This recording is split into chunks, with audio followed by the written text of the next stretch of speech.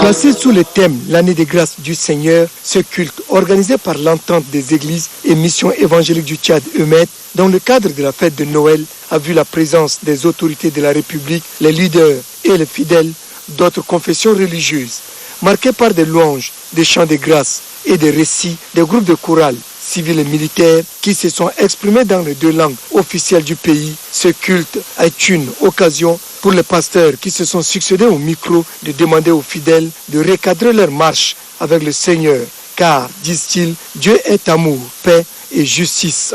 Pour le pasteur Leko Séraphin, l'Église a déjà 100 ans au Tchad.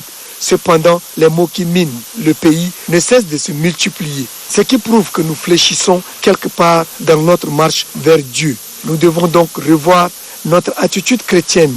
Dans le même sillage, le secrétaire général de l'entente des églises et missions évangéliques au Tchad a exhorté les chrétiens de faire de leur prière une fontaine jaillissante de joie qui produise de la lumière d'où découlent des bonnes œuvres. Nous célébrons le Seigneur aujourd'hui pour lui dire merci Seigneur pour toutes ces réalisations que tu as permises à l'Église de faire dans ce pays.